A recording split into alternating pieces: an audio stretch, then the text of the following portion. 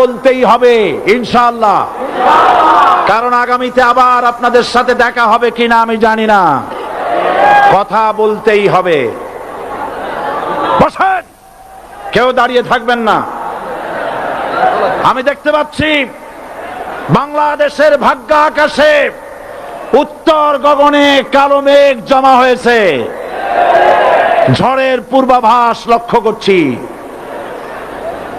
যদি মোকাবেলা করতে না পারেন সক্ষম ভাবে, এমন অন্ধকার গাঢ় কালো অমাবস্যার রাত আসতে পারে যার সুবে সাদেক হওয়া অসম্ভব। সুতরাং আপনারা কি কাপুরুষের মতো কাফের মুশরিকদের গোলামি করে মরতে চান? বিড়ালের মতো 500 বছর বেঁচে থাকার কোনো লাভ নাই। সিংহের মতো 1 ঘন্টা বাঁচতে চাই। আমাদেরকে বলা হয় সাম্প্রদায়িক উস্কানিমূলক কথা নাকি আমি বলি। পত্রপত্রিকা দিছে না তারা? সাম্প্রদায়িক উস্কানি কথা, সাম্প্রদায়িক উস্কানিমূলক কথা বলি। সেই জন্যই বোধহয় শত শত মুসলিম আমাদের কাছে এসে মুসলমান হয়। মানুষে আর বোকা বানানো যাবে না। যাবে কি? আর বোকা বানানো যাবে? তারপর বলছে কি, এরপরে বলছে আমাকে বলছে রাজাকার। শুনে রাখো, চট্টগ্রামের লক্ষ লক্ষ জনতা, পার্লামেন্টে যখন আমাকে এই কথা বলা হয়েছিল, আমার পার্লামেন্টের কলিগ জাফরুল্লাহ চৌধুরী সাহেব বসে আছেন এখানে, হ্যাঁ, জাফরুল ইসলাম চৌধুরী বসে আছেন পাশে, প্রধানমন্ত্রী সুদ্ধা, অন্তত 3 শতাধিক পার্লামেন্টের সম্মানিত সদস্যরা সেদিন বসা। 1997 সনের বাজেট বক্তৃতা যখন আমি করতেছিলাম, ডক্টর কুদরতে খোদা, নাম রাখছে কুদরতে খোদা, আসলে গজবে খোদা। এই লোকটি নাস্তিক, ইসলামের চূড়ান্ত দুশমন। তার প্রণীত শিক্ষা ব্যবস্থার যখন সমালোচনা করছিলাম, ট্রেজারি বেঞ্চ থেকে আমাকে বলা হলো রাজাকার। আমি আমার সমস্ত শক্তি একত্রিত করে বলেছিলাম শুধুমাত্র হিন্দুস্তানের রাজাকারেরাই আমাকে রাজাকার বলতে পারে। আমি বলেছিলাম 1973 সন পর্যন্ত আমি বাংলাদেশের কোন রাজনৈতিক দলের নেতা এবং কর্মী ছিলাম না। আমি রাজাকার নই।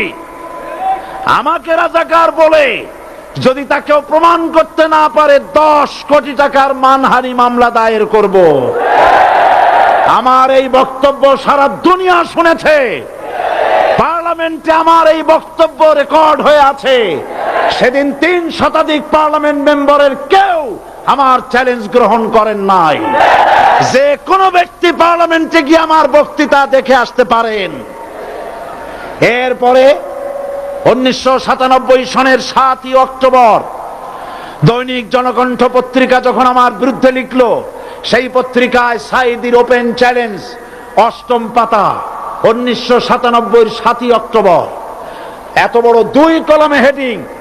সেখানে আমি বলেছি বাংলাদেশের সকল সাংবাদিক, গোয়েন্দা বিভাগ, বাংলাদেশের সকল বুদ্ধিজীবীকে আমি আমার পিরোজপুরে আমন্ত্রণ করছি। আমার উপস্থিতিতে যদি কেউ প্রমাণ করতে পারে বাংলাদেশের স্বাধীনতা যুদ্ধের বিরুদ্ধে আমার কোনো ভূমিকা ছিল, সজ্ঞানে স্বেচ্ছায় জাতীয় সংসদের সদস্য পদ থেকে পদত্যাগ করব। 3 বছর পার হয়ে গেছে, আজ পর্যন্ত কেউ এই চ্যালেঞ্জের মোকাবেলা করে নাই। সুতরাং আমাকে যারা রাজাকার বলবে তারা পিতৃ পরিচয়হীন অবৈধ সন্তান। 1971 সনের, শোনো মুসলমানেরা, 1971 সনের কোন কাদা সাইদির গায়ে লাগে নাই। আমাকে রাজাকার বলে জনগণ থেকে বিচ্ছিন্ন করবা, জনগণ থেকে আমারে বিচ্ছিন্ন করা যাবে না। কারণ এই জনগণ আমার জন্য আসে না, এই জনগণ আসে আল্লাহর কোরআনের জন্য।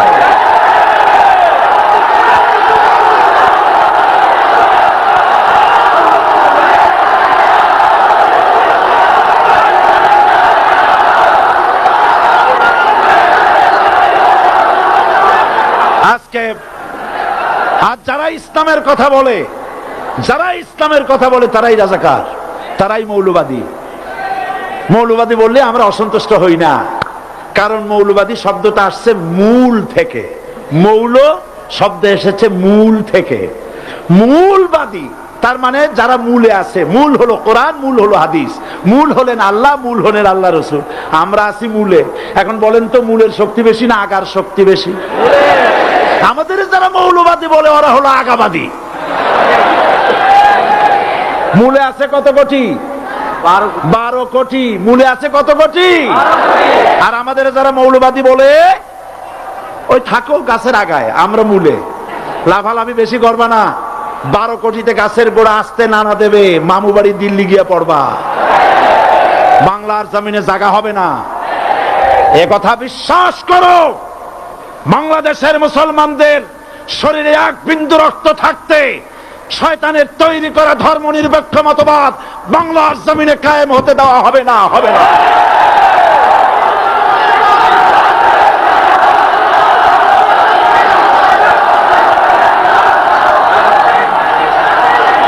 রাসূল করিম সাল্লাল্লাহু আলাইহি ওয়াসাল্লাম কোরআন প্রতিষ্ঠার জন্য আন্দোলন করেছিলেন।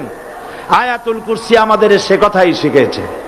আল্লাহ রাব্বুল আলামিন বলেন, আল্লাহু লা ইলাহা ইল্লা হুয়াল হাইয়ুল কাইয়ুম। প্রাণ খুলে পড়েন, আল্লাহু লা ইলাহা ইল্লা হুয়াল হাইয়ুল কাইয়ুম।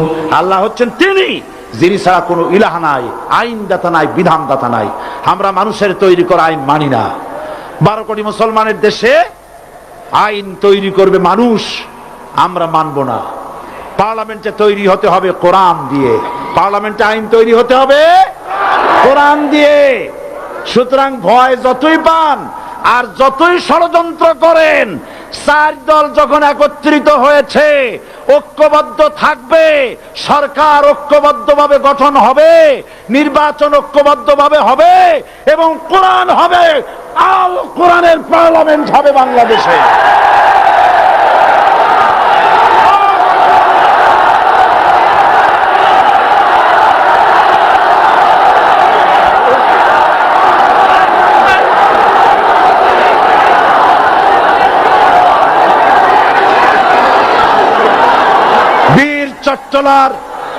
বীর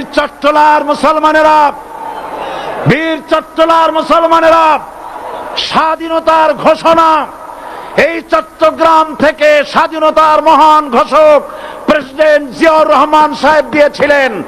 এই চট্টগ্রাম থেকেই ইসলামী রাষ্ট্রের ঘোষণা হবে।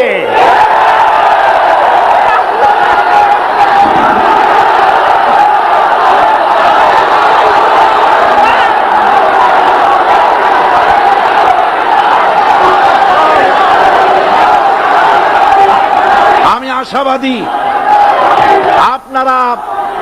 আপনারা অবশ্যই তা পারবেন। আমি 100% বিশ্বাস করি ইনশাআল্লাহ।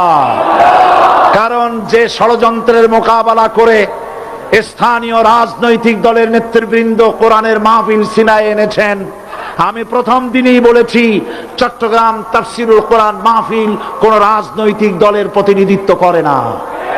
এটা কোন জামাত শিবিরের একক সম্পদ নয়, এটা চট্টগ্রামের মুসলমানদের কলিজার টুকরা তাফসিরের মাহফিল। সুতরাং এই মাহফিল চট্টগ্রামে থাকবে ইনশাআল্লাহ কিয়ামত পর্যন্ত।